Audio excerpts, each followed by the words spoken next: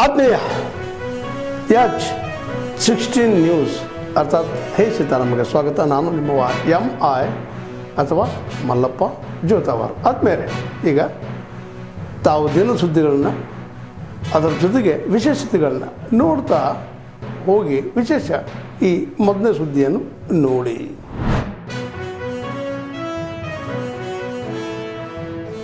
Appeal ಮಾಡಲಿಕ್ಕೆ ನಮ್ಮ ಮಂತ್ರಿಗಳು ರೆಡ್ಡಿ ಅವರು ಮತ್ತು ಎಲ್ಲ ಅಧಿಕಾರಿಗಳ ಚರ್ಚೆ ಮಾಡ್ತೀವಿ. Against the order we are appealing. ಆಮೇಲೆ ನಾವು ತೀರ್ಮಾನ ಮಾಡ್ತೀವಿ. ಅದಾದ್ಮೇಲೆ ನಾನು ಪೋಷಕ್ ಪಾಟೀಲ್ ನಾನು ಬೆಂಗಳೂರು ಹೋದ್ಮೇಲೆ ಮಾತಾಡಿ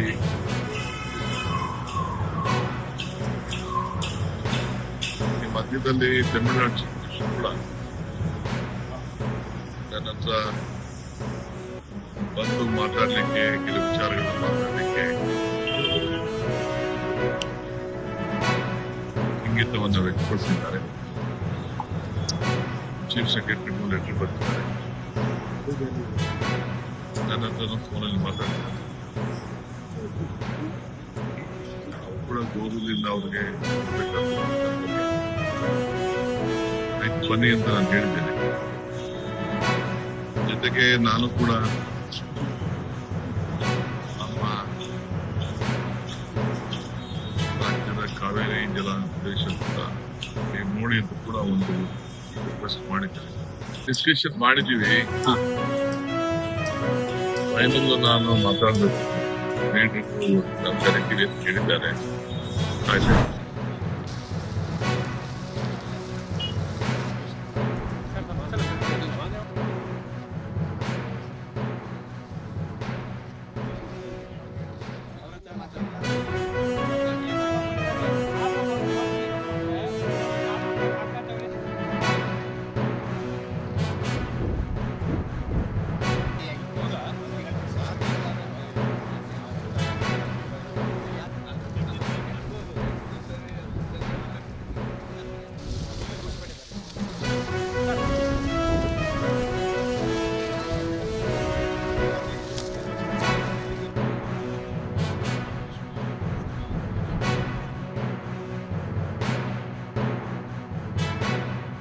ಮುಖ್ಯಮಂತ್ರಿಗಳು ಮತ್ತು ಉಪಮುಖ್ಯಮಂತ್ರಿಗಳು ಅವರೇ ಕಂದಾಯ ಸಚಿವರು ಆಗಿರೋದ್ರಿಂದ ಜವಾಬ್ದಾರಿ ಅವರ ಮೇಲೆ ಇದೆ. ಇಂಥವುಗಳನ್ನು ಸದ್ಯಕ್ಕೆ ಸರಿಪಡಿಸಬೇಕು. ಪರಿಹಾರಗಳನ್ನು ಯುದ್ಧದೋಪಾದಿಯಲ್ಲಿ ಕೊಡಬೇಕು. ಇಲ್ಲ ಅಂತಂದರೆ ರೈತರಿಗೆ ತುಂಬ ಅನ್ಯಾಯ ಆಗುತ್ತೆ ಅಂತಕ್ಕಂಥದ್ದು ನಾವಿವತ್ತು ಮನಗಂಡಿದ್ದೇವೆ. ನಾವು ಏನು ಈಗ ವರದಿ ಮಾಡ್ತೇವೆ ಅದು ಬರೀ ರಾಜ್ಯ ಸರ್ಕಾರಕ್ಕೂ ಮಾತ್ರ ಅಲ್ಲ, ಅಥವಾ ಈ ವರದಿ ಮಾಡಿ ನಮ್ಮ ಪಕ್ಷದ ಕಚೇರಿಯಲ್ಲಿ ಇಟ್ಕೊಳ್ಳೋದಿಲ್ಲ. ನಾವು ಕೇಂದ್ರ ಸರ್ಕಾರಕ್ಕೂ ಒತ್ತಾಯ ಮಾಡ್ತೇವೆ.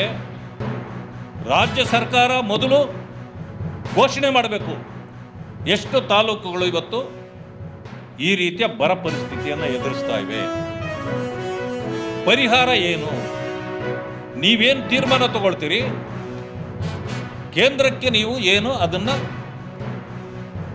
ಒದಗಿಸಿ ಅವರ ಮೂಲಕ ಪರಿಹಾರಗಳನ್ನು ಕೊಡ್ತಕ್ಕಂಥ ಕೆಲಸವನ್ನು ಮಾಡಬೇಕು ಅಂತೇಳಿ ನಾವು ಇವತ್ತು ಏನೆಲ್ಲ ವೀಕ್ಷಣೆ ಮಾಡಿರ್ತೇವೆ ಇದರ ವರದಿಯನ್ನು ತೆಗೆದುಕೊಂಡು ಅವರಿಗೆ ಕೊಡಲಿಕ್ಕೆ ನಾವು ಪ್ರಯತ್ನ ಮಾಡ್ತೀವಿ.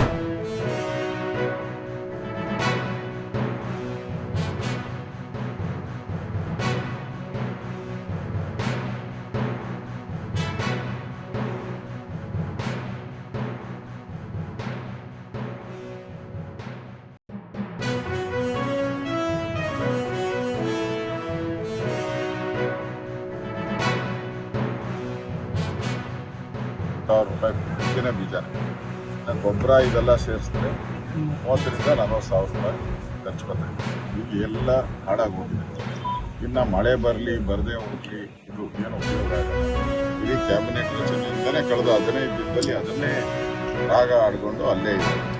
ನಾವು ಸರ್ಕಾರಕ್ಕೆ ಡಿಮ್ಯಾಂಡ್ ಮಾಡ್ತಾ ಇದ್ದೀವಿ, ಕೂಡಲೇ ಇದನ್ನು ಘೋಷಣೆ ಮಾಡಿ ಬರ ಅಂತೇಳಿ ಘೋಷಣೆ ಮಾಡಿ, ಮತ್ತು ಕೂಡಲೇ ಅವ್ರಿಗೆ ಎಲ್ಲ ಹಳ್ಳಿಗಳಿಗೂ ಕುಡಿಯೋ ನೀರು ಈ ಸಮಸ್ಯೆಯನ್ನು ಬಗೆಹರಿಸೋಕ್ಕೆ ಪ್ರತಿ ತಾಲೂಕು 50 ಕೋಟಿ ರೂಪಾಯಿ ಅನುದಾನವನ್ನು ಬಿಡುಗಡೆ ಮಾಡಿ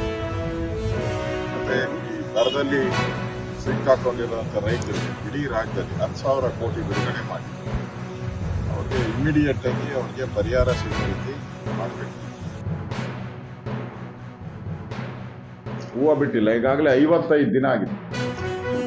ರೈತ ಬಂದು ನನ್ನ ಹತ್ರ ಕಣ್ಣೀರಿಟ್ಟ, ನಾನು 1 ತಿಂಗಳಿಂದ ಈ ಹೊಲಕ್ಕೆ ಬಂದಿಲ್ಲ, ನೋಡಿದ್ರೆ ನನಗೆ ಕರಳು ಕಿತ್ತು ಬರುತ್ತೆ, ನೀವು ಬಂದಿದ್ದೀರಾ ಅಂತ ನಾನು ಬಂದಿದ್ದೀನಿ, ನನಗೇನೋ ಪರಿಹಾರ ಸಿಗುತ್ತೆ ಅನ್ನೋದಕ್ಕಿಂತ ನೀವು ಬಂದಿದ್ದೀರಾ, ಹಿಂದೆ ನಿಮ್ಮ ಸರ್ಕಾರ ಇದ್ದಾಗ ಡಬಲ್ ಕೊಟ್ಟಿದ್ದೀರಾ, 8,000 ಇದ್ದಿದ್ದನ್ನ 13,000 ರೂಪಾಯಿ ನಮಗೆ ಇಮಿಡಿಯೇಟಾಗಿ 1 ತಿಂಗಳಲ್ಲಿ ಪರಿಹಾರ ಕೊಟ್ಟಿದ್ದೀರಾ, ಈ ಬಾರಿನೂ ಅದೇ ರೀತಿ ಪರಿಹಾರ ನೀವು ಕೊಡಿಸ್ಬೇಕು ಅಂತೇಳಿ ರೈತ ನಮ್ಮ ಮುಂದೆ ಆಗ್ರಹವನ್ನು ಮಾಡಿದ್ದಾರೆ.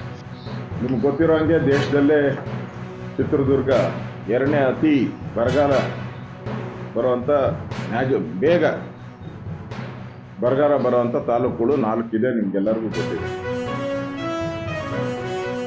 ಇಷ್ಟೆಲ್ಲ ಗೊತ್ತಿದ್ರೂ ಕೂಡ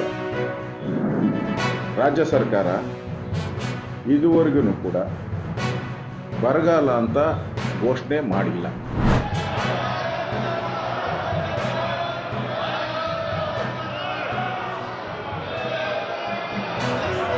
सदस्यगण, 23वें राष्ट्रमंडल खेलों में पैरा खिलाड़ी श्री दिलीप गावित ने स्वर्ण तथा श्री मोहम्मद बासिल ने रजत पदक जीता है। श्री मुरली शंकर ने रजत पदक जीतकर भारत का गौरव बढ़ाया है। मैं सदन की ओर से देश का मान बढ़ाने वाले सभी खिलाड़ियों, उनके कोच एवं टीम इंडिया को हार्दिक बधाई, शुभकामनाएं देता हूं।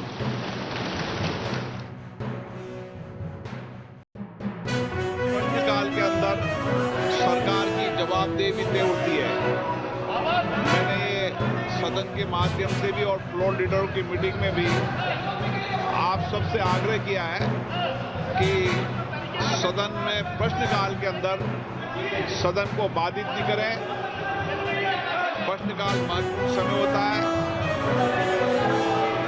सदस्यों को सवाल उठाते हैं, सरकार की जवाबदेही होती है।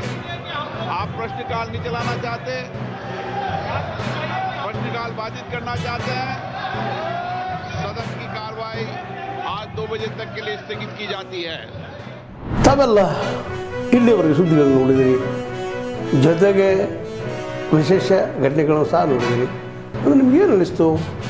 ನಿಮ್ಗೆ ಲೈಕ್ ಮಾಡಿರಿ, ಶೇರ್ ಮಾಡಿರಿ, ಕಾಮೆಂಟ್ ಮಾಡಿರಿ, ಜೊತೆಗೆ ಸಬ್ಸ್ಕ್ರೈಬ್ ನಿಲ್ಲಿಸ್ಬೇಡ್ರಿ. H16 ನ್ಯೂಸ್ ಅರ್ಥಾತ್ ಈ ಸಿದ್ದರಾಮಯ್ಯ ಸತ್ಯದ ಕೈಗನ್ನಡಿ ವಂದನೆಗಳು.